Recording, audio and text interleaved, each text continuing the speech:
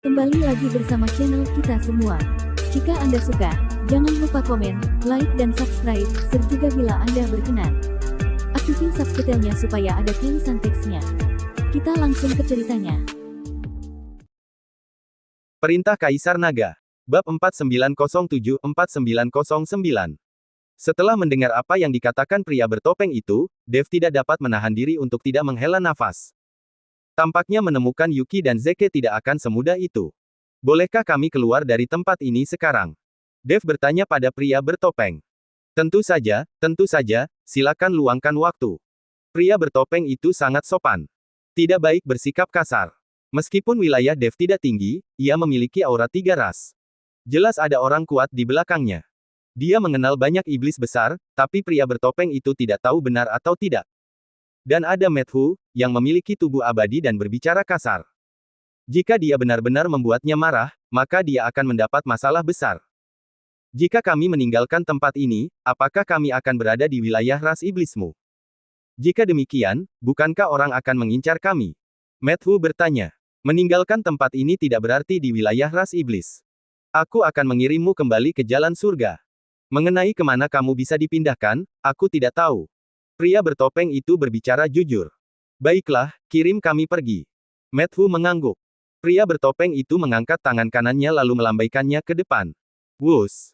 Cahaya putih tiba-tiba muncul di depan Dev dan yang lainnya, persis seperti cahaya putih di tangga surgawi.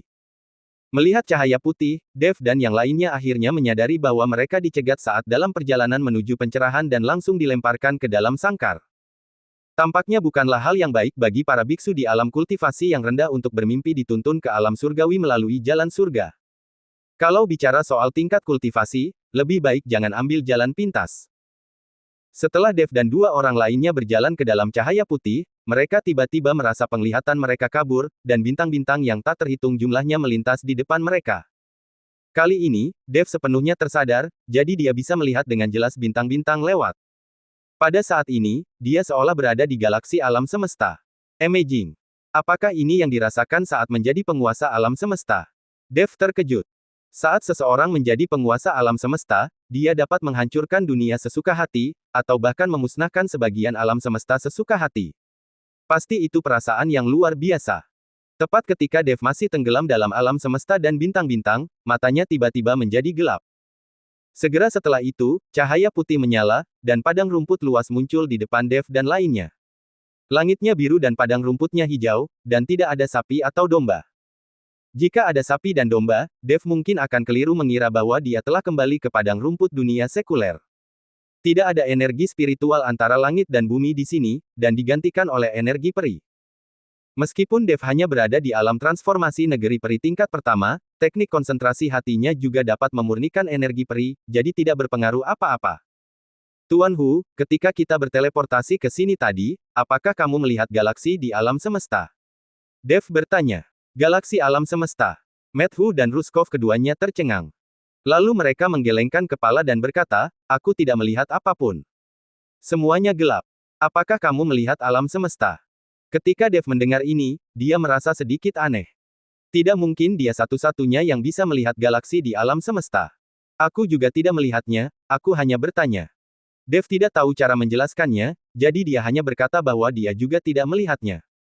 Di mana tempat ini? Aku bertanya-tanya apakah ini wilayah ras manusia. Jika ini wilayah ras lain, aku khawatir kita akan mendapat masalah. Ruskov berkata dengan khawatir. Tempat ini sangat indah, pastilah ini adalah tempat tinggal ras manusia.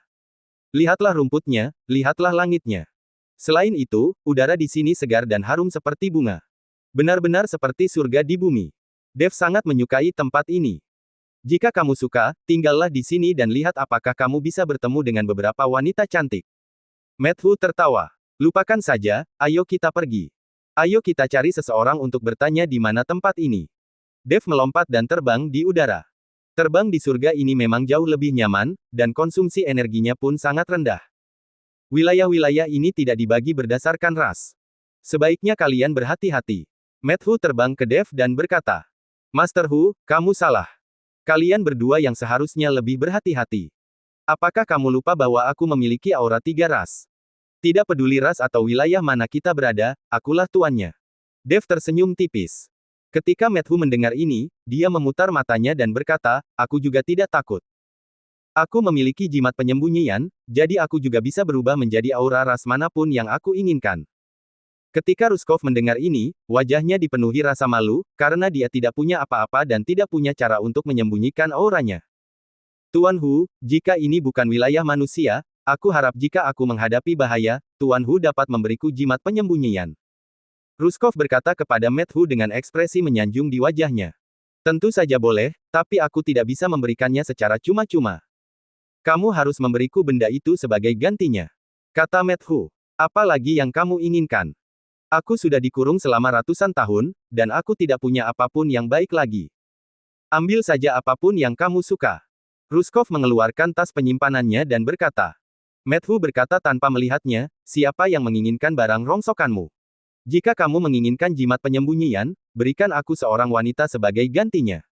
Wanita. Ruskov tercengang. Ya, wanita. Matthew mengangguk. Ruskov memasang ekspresi getir di wajahnya, lalu berkata sambil tersenyum canggung, Tuan Hu, jangan bercanda lagi, aku tidak punya wanita. Tetapi jika Tuan Hu tidak keberatan, apakah menurutmu aku dapat melakukannya? Ruskov tiba-tiba menatap Matthew dengan mata genit, dan tidak lupa membelai rambutnya. Sialan, kamu membuatku jijik. Matthew melemparkan jimat penyembunyian ke arah Ruskov dan berkata, menjauhlah dariku, hatiku tidak sanggup menerimanya. Matthew mempercepat lajunya dan menjauh dari Ruskov. Ruskov mengambil jimat penyembunyian itu dan menyimpannya sambil tersenyum. Untungnya, Tuan Hu tidak setuju. Kalau Anda setuju, aku yang akan menderita. Ruskov tertawa. Apakah kamu jeruk makan jeruk? Dev menatap Ruskov dengan jijik dan bertanya. Jika Ruskov benar-benar kaum lagi bete, Dev harus mengusitnya dan tidak akan membiarkan orang ini mengikutinya. Suatu hari saat Dev tidur, bukankah pantatnya akan menjadi korban? Jangan salah paham, Tuan Chen.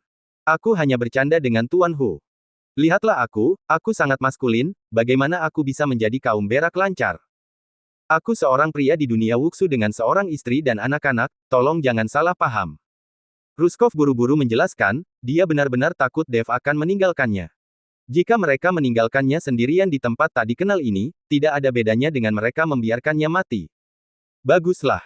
Kata-katamu benar-benar membuat pantatku waspada. Kata Dev. Sementara Ruskov hanya bisa tertawa bodoh. Saat mereka berbincang-bincang, mereka bertiga telah terbang selama lebih dari 1 jam, tetapi mereka mendapati bahwa selama ini, mereka belum melihat seorang pun orang, bahkan seekor binatang pun. Tuan Hu, kita telah terbang ribuan mil, mengapa kita tidak dapat melihat apapun? Kita tidak akan terbang sampai akhir dan tidak akan ada apapun di sana, kan? Dev bertanya. Sial, di mana kita? Alam surgawi itu luas, apakah menurutmu itu sama dengan dunia sekuler? Ratusan neraka di dunia sekuler tidak cukup untuk memenuhi satu sudut alam surgawi ini. Matthew menjelaskan. Sial, ini terlalu besar. Dev terdiam, kalau begitu, apakah kita akan terbang ke surga kedua? Di mana surga kedua?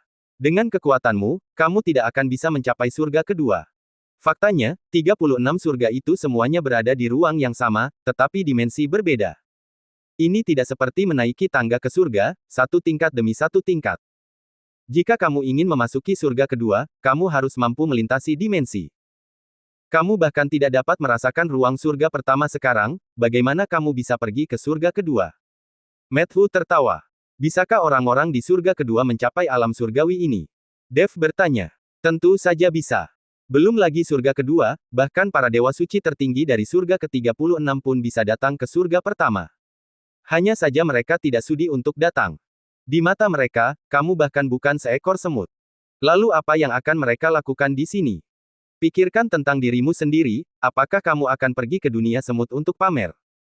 Apakah kamu akan merasa senang jika kamu membunuh puluhan semut dengan satu kaki? Dan kamu berada di dunia semut, apa yang bisa kamu dapatkan? Tidak ada yang kamu dapatkan selain membuang-buang waktu. Kata Matthew. Itu benar, tetapi jika orang-orang dari surga kedua juga dapat datang ke surga pertama tanpa batasan apapun, bukankah orang-orang dari surga pertama akan berada dalam bahaya besar? Dev sedikit bingung. Betapa berbahayanya jika di antara surga tidak ada batasan. Inilah surga. Kamu bisa kehilangan nyawamu kapan saja. Sekarang, makhluk surgawi dari surga ke-9 telah datang ke surga pertama. Dia bisa langsung membunuh semua orang di surga pertama. Aku ingat bahwa beberapa tahun yang lalu, surga ketiga dihancurkan sepenuhnya oleh Dewa Emas. Namun, seiring berjalannya waktu, para pembudidaya akan muncul kembali di surga ketiga.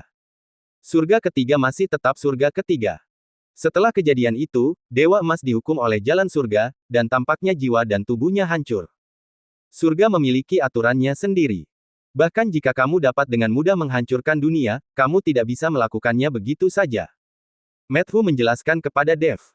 Lagi pula, Dev hanya tahu sedikit tentang urusan surga. Dan Ruskov mendengarkan di samping dan juga melengkapi pengetahuannya tentang alam surgawi. Swoosh. Tepat ketika Dev dan yang lainnya asyik mengobrol. Tiba-tiba, sebuah anak panah yang tajam meluncur ke arah mereka, meninggalkan jejak-jejak yang membelah kehampaan. Wedus. Dev dan dua orang lainnya terkejut. Mereka diserang ketika mereka lengah. Untungnya, meskipun anak panah ini sangat tajam, kecepatannya tidak terlalu cepat. Setelah Dev dan dua lainnya menghindari anak panah itu, mereka segera melihat ke arah asal anak panah tajam itu. Pada saat yang sama, Dev, yang memegang pedang penebas naga, dan menebas dengan pedang. Tetapi ketika Dev mengayunkan pedangnya, ia mendapati kepala seorang anak muncul dari tempat di mana anak panah tajam itu baru saja melesat. Anak itu memiliki tanduk di kepalanya dan sepasang mata hitam besar diam-diam menatap Dev dan yang lainnya. Dev tertegun, lalu dia memutar pergelangan tangannya, dan energi pedang berubah arah, melewati anak itu, lalu meledakkan lubang yang dalam di tanah. Anak itu pun terkejut, lalu berteriak, "Kakak, ada manusia yang menyusup ke wilayah kita." Ketika Dev melihat ini, dia langsung menyadari bahwa ini bukanlah wilayah ras manusia, melainkan wilayah ras binatang. Jadi Dev melepaskan aura binatang dalam tubuhnya. Matthew dan Ruskov juga buru-buru mengenakan jimat penyembunyian di tubuh mereka.